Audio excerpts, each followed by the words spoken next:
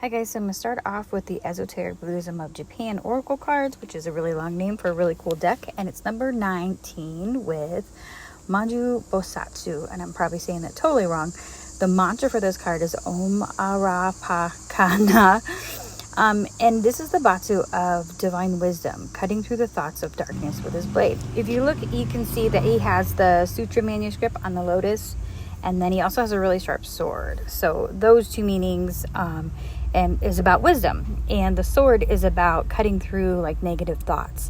And you're supposed to learn to distinguish the good from the bad. Not choosing is also an option, and take a step back and think things out. Expanded possibilities.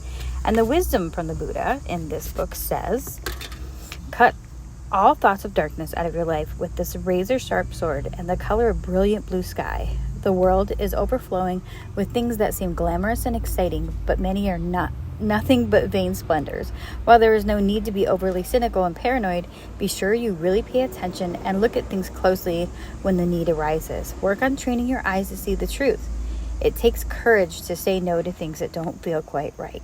If you walk the path that's right for you, then slowly but surely things will begin to get better. And the blessings of this card is wisdom, clear speech, and prevention of nightmares. So I feel like this card is basically saying, getting rid of those negative thoughts, those doubts, those things that we're always told to kind of, get rid of, to kind of be in our higher energy, right? And if you look at all these cards, there's a lot of like teals and blues and greens and like that, like there are a lot of oranges too. So I feel like a lot of sacral chakra, but also with that teal color, like if you think of that, that's kind of like a mixture of like the third eye's color with the heart chakra's color. And that kind of gives you that throat chakra, right? So I kind of feel like this is like, really kind of expressing yourself and coming into who you are with your, your sacral chakra and expressing that. I mean, I know I've been saying that a lot, but I think it's a lot about balancing all of that, like your wisdom and your inner wisdom, but also with your inner strength and having the ability to express that and express yourself and stand true to who you are. And then we have number 21 with the Gatherer in the Mystical Shaman Oracle. And for that one, it really talks about looking around and seeing the resources that you already have around you. It's you are in a time of abundance. Everything around you is ripe and ready for harvest. It's supposed to kind of invoke that feeling of getting rid of those scarcity mindsets. And I feel like that's really important for kind of knowing your value. When you know your value, it's not out of a thing of lack. It's out of knowing the possibilities and your ability to create with what you have around you and what really is meaningful for you. A lot of times we try to fill all these gaps in ourselves with things and stuff, when really, if you are a confident person, you can feel so much more abundant with less stuff, you know what I mean? And then you have a better give and take with people. So I kind of feel like that's what it's telling us right there. And so the first column that I have the King of Wands, and we have the Nine of Cups. And I feel like as this being our energy that we're in, I feel like we're understanding that our happiness lies in our power to lead. This is something that is going to fulfill whoever this is, and it's like a spiritual leadership. I know I say that a lot, but I just feel like this is big on this. It's either like something where you teach something, you lead people, or it's something where like in yourself, that part of you, you're standing in that power. And this is where you find your true essence of happiness and completeness, really. And then we have the second column with the Star and Temperance. And I feel like this is saying to really balance out and be patient with that that faith and that hope, right? It kind of sucks because I'm an Aries, so it's really hard for me to be like, oh man, I want this to happen now. But patience is important. It gives you the ability to appreciate and not make mistakes along the way. So as our row of what we need to work on, we really need to kind of take the time and not rush through things. And understand that things are happening in the way that it's supposed to. And we just need to have that faith and also taking that time to move those waters, right? In both the Star and the Temperance card, there's a lot of water in that, right? And it's about the blending and balancing of things. So I really feel like this is talking about understanding how that plays in everything. And then my third column, I have the Six of Cups. Again, I've had that, I don't know, all week last week, or well, all week, a couple days last week. And then we have the Queen of Wands. So we have the King of Wands and the Queen of Wands.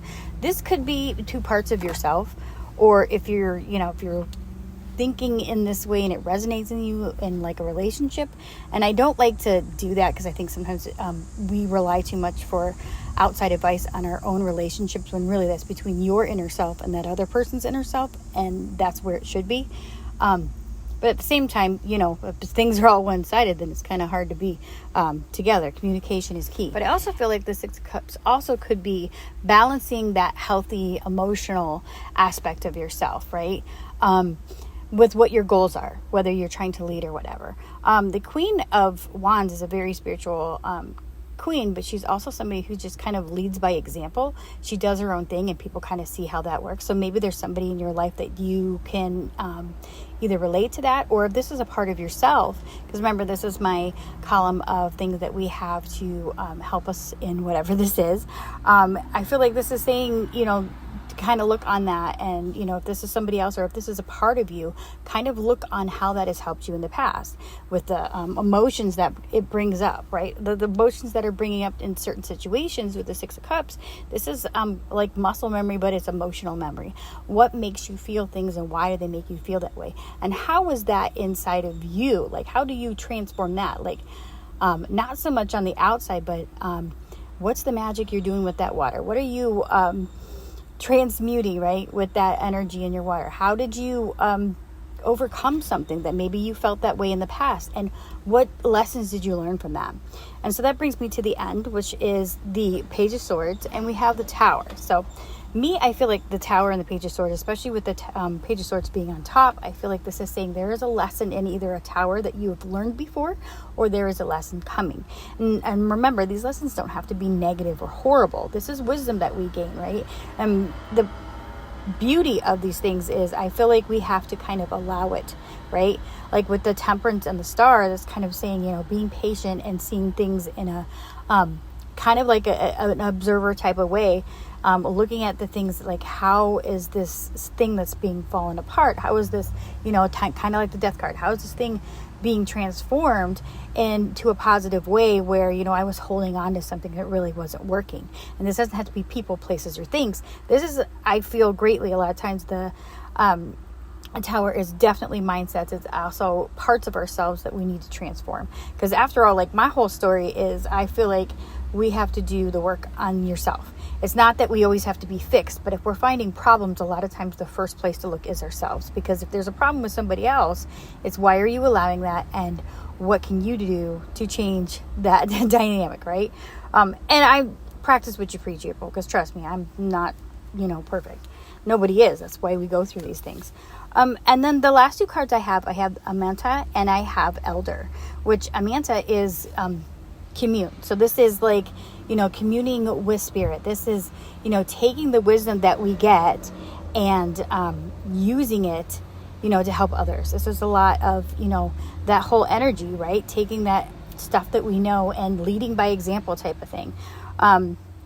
And then Elder is wisdom. So this is all talking to me about, if this is something you're currently going through, or I kind of feel like this is something that you've gone through in the past, especially with that Page of Swords and the Tower. This is a message that you might be giving to somebody about how to transmute that, how to take that lesson and use it for wisdom. Or maybe you've gained wisdom through a tower. If we look at the rulers, the planetary bodies, sorry, I was trying to say words, that are ruling Amanta, it is Neptune, Pluto, and Mercury. So that is like going into the spiritual depths and getting the meaning and the feeling and the depths of it, and then being able to transmute that into wisdom. That is transmuting emotion and depth into wisdom.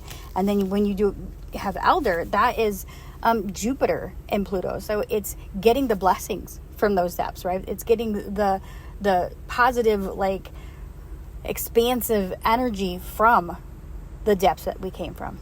I think I'm going to leave that there, and I hope this helps somebody today, and I will talk to you guys later.